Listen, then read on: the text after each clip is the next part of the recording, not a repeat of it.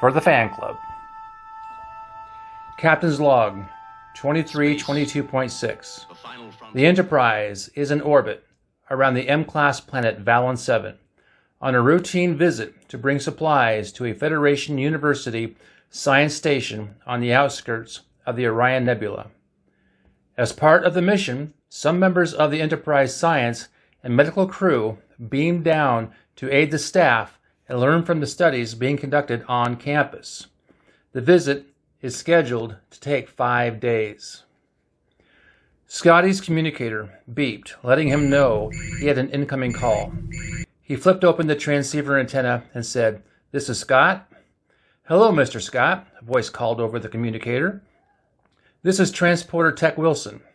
We were wondering when you were going to transport the next away team." Scotty was taken aback, as he had just transported his last crew for the day a half hour ago. "We don't have another crew scheduled to transport until tomorrow. I believe you are scheduled to send back a crew tonight around 11. "That is correct. We have 6 crew scheduled for 11, but the crew scheduled to transport to the planet at noon has not arrived."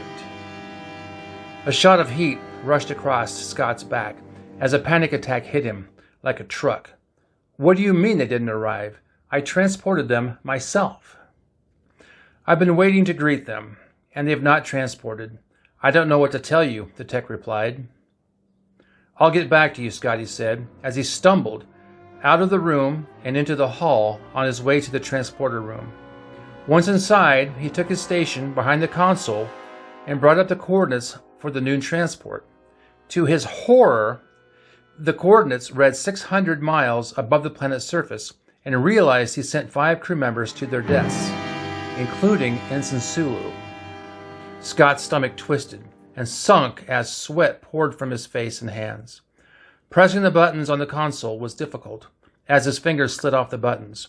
"What the hell?" he said under his breath, looking up to the transporter pad.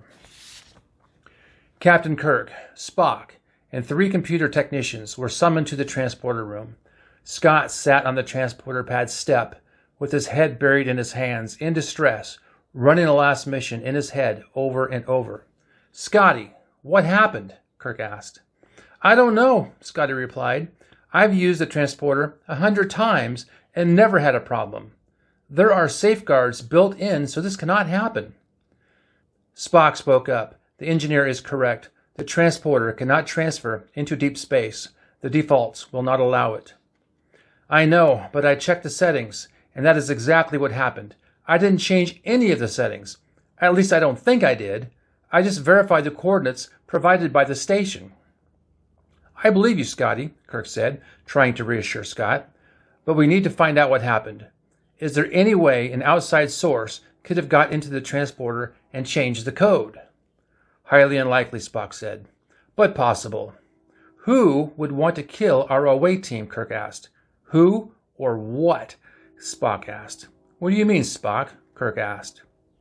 "There are entities in space that are more like a virus, and those I don't consider who, but what. Speculation at this point is not conducive to our investigation." "Captain," one of the techs called out, "we found something." Kirk, Spock, and Scotty walked over to the transporter console and saw the tech pointing to the screen. "Right here, see that?" the tech said. At this point, there was a manual correction of the landing coordinates and an override of security. "What are you saying?" Spock asked. "Someone physically changed the landing coordinates to 600 miles above the original landing site," the tech explained, "and changed the safety settings to off." "Who did it?" Kirk asked, "and why?" Chief Engineer Scott was logged in at the time. Scott turned and tried to walk off his sick feeling. "No, I didn't change the coordinates. I know I didn't. And why would I alter the safety settings?" "Is there a camera in here?" Kirk asked. "Yes," the tech answered, "but it doesn't cover the console because of security reasons." "There's a chance there was an error inputting the landing coordinates," Spock said. "The new coordinates are exactly 600 miles above the original landing pad site." "This makes no sense," Scotty yelled. "The coordinates came directly from the university and were inputted automatically. I had no reason to change anything, and I didn't." "There must be another explanation," Kirk said. Obviously, Spock said. I don't believe Mr. Scott had a vendetta against Mr. Sulu or any of the away team. Mr. Scott's problems run much deeper than some made-up vendetta, Ensign LaSalle said. No one noticed him enter the transport room, standing in the corner, listening to the conversation. There is more to his story than he's letting on. LaSalle, what are you doing in here? I saw Scott stumble down the hall, and I wanted to find out why. When you all showed up, I thought maybe I could lend a hand, LaSalle replied. But hearing his sob story, I managed to put one and one together.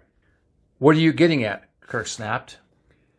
Your chief engineer is a reckless drunk who passes out every chance he gets. I'm not surprised he forgot he overrode the landing coordinates. He's probably drunk now. He may not have intentionally murdered the crew, but he is responsible. You know he's a raging alcoholic and have ignored his behaviors for months. I knew he enjoyed the occasional whiskey, Kirk said. Who doesn't? But I think it's a stretch to call him a raging drunk. He stinks of booze when he's on the bridge and can barely stand without holding onto the rail. Half the time I can't understand his slurred speech. You all enabled him, and now he's killed. You are as responsible as he. We can get to the bottom of this very quickly. Call Dr. McCoy and administer a blood alcohol test. I don't think we'll be conducting a blood alcohol test anytime soon, Kirk replied, and I don't like you accusing me of covering for Scott's alleged drinking problem. Maybe you're responsible for the crew's death. What do you mean? LaSalle asked, nervously. Kirk pulled his phaser, set it to kill, and aimed it at LaSalle. I think what happened was you logged in under Scott's name and intentionally sent the way crew into deep space to die. I can't log in as Scott. You know that, LaSalle said, and I have no motive to kill anyone. Where there's a will, there's a way, Kirk replied. There are cameras recording everything you do, LaSalle said, looking around the room. I have excellent techs who are committed to me, Kirk replied, and shot LaSalle dead where he stood. He was transported into deep space, where his body would never be found. And right here is Mr. Scott. Mr. Scott would like for you to like and subscribe and ring the dingy bell if you want to see more of these, because I got more planned. I got another one written and ready to go.